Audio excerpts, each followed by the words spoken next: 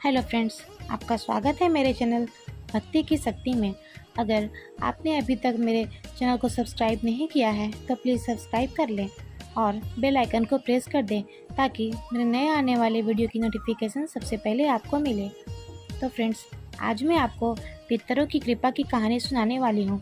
अगर आपको कहानी पसंद आए तो कमेंट बॉक्स में पितरों की जय अवश्य लिखें। बहुत समय पहले की बात है।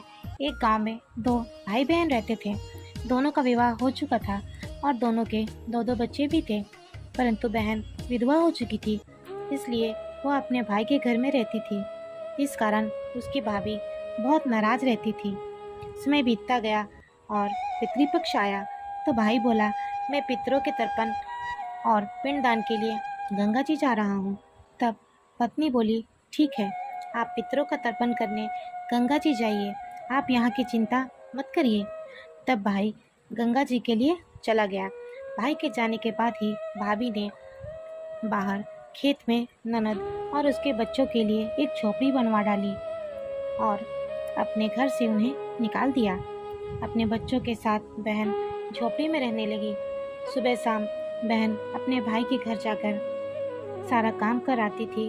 बदले में भाभी उसे बचा कुचा खाना दे दिया करती थी। जब भी बहन भाभी के घर से आती तो आटा छानने वाला कपड़ा अपने साथ ले आती। उस आटे से सने कपड़े को पानी में घोलकर चूल्हे पर चढ़ाकर पकाकर बच्चों को दे देती और कहती, खीर है, खा लो। ऐसे ही समय बीतता गया।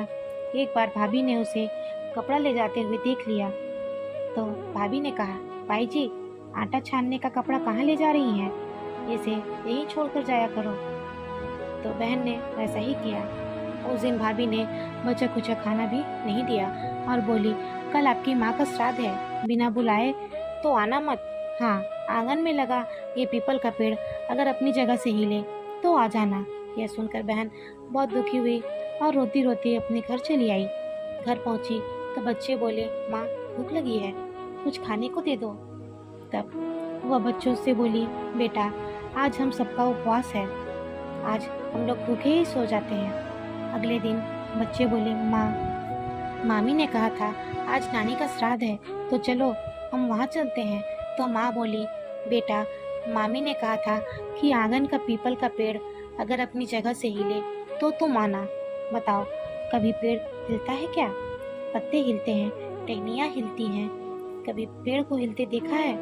उसने बच्चों को समझाया, बिना बुलाए कहीं नहीं जाना चाहिए। शाम हुई तो उसके भतीजे आए और बोले, बुआ, माँ ने खाना भेजा है। उसने देखा तो खाने के नाम पर दो सूखी रोटियां थीं और उसके ऊपर थोड़े से चावल रखे हुए थे। यह देखकर उसे बहुत गुस्सा आया और वह अपने बच्चों से बोली कि इसे झोपड़ी के ऊपर फेंक दो, और वह भूखे ही अपने बच्चों के साथ सो गई। सारी रात गंगा माँ को याद करती रही और बोली, हे माँ, मेरे भाई की रक्षा करना, वो हमारी रक्षा करेगा। अगले दिन भाभी आई और बोली, भाई जी, कल आपके पिताजी का श्राद्ध है, बिना बुलाए आना मत, लेकिन आंगन का पेड़ हिले तो आना। अगले दिन भी वे भोजन के लिए नहीं गई। शाम को फिर उसका भतीजा आया और दो सूखी रोटियां और चावल के साथ दे गया। उसने फिर वही रोटी और चावल झोपड़ी के ऊपर फिकवा दिए। भूखे ही बच्चों के साथ सो गई और सारी रात रोती रही और माँ गंगा से प्रार्थना करती रही।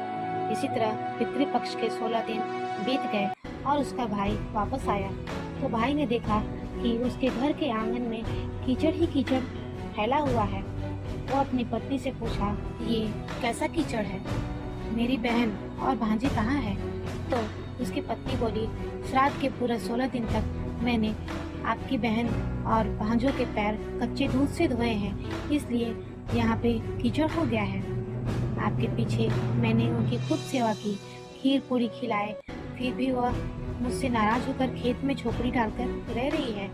भाई खेत पर पहुंचा तो देखा वहाँ कोई झोपड़ी नहीं थी, वहाँ एक आलीशान महल बना हुआ था जिसके आंगन में उसके भांजे खेल रहे थे। भाई ने जाकर अपनी बहन से कहा, बहन, ये सब क्या है? तब उसने अपने भाई को सारी बात बताई और बोली, तुम्हारे आंगन में कीचड़ है वह कच्ची दूध का नहीं है, बल्कि भाभी के व्यवहार से जो मैं दिन रात रोती रहती थी उन आंसुओं का कीचड़ है। माता पिता के श्राद्ध पर भाभी ने कहा, पीपल का पेड़ हिले तो आ जाना, बिना बुलाए मत आना। पीपल का पेड़ हिला नहीं तो हम नहीं गए। और शाम को उन्होंने 2 रोटी और चावल भिजवाए, जिसे गुस्से में मैंने झोपड़ी के ऊपर फेंक दिए।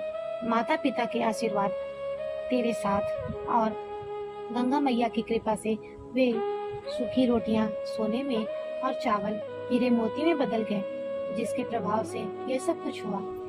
भाई ने अपनी बहन से अपनी पत्नी की गलती की माफी मांगी और घर चलने को कहा। तब बहन बोली, भाई, गंगा मैया ने तेरी रक्षा की, तो हमारी रक्षा करना, लेकिन अब हम यहीं रहेंगे। यह सुनकर भाई ने अपने माता पिता को याद किया और बोला, हे मेरे पितरों, जैसे मेरे बहन और भांजों की रक्षा की, उनके दुख काटे, वैसे ही सबके दुख काटना, सबकी रक्षा करना। जय हो पितृदेव की। अगर आपको ये कहानी पसंद आई हो तो मेरे वीडियो को लाइक करें और ज़्यादा से ज़्यादा शेयर करें। धन्यवाद।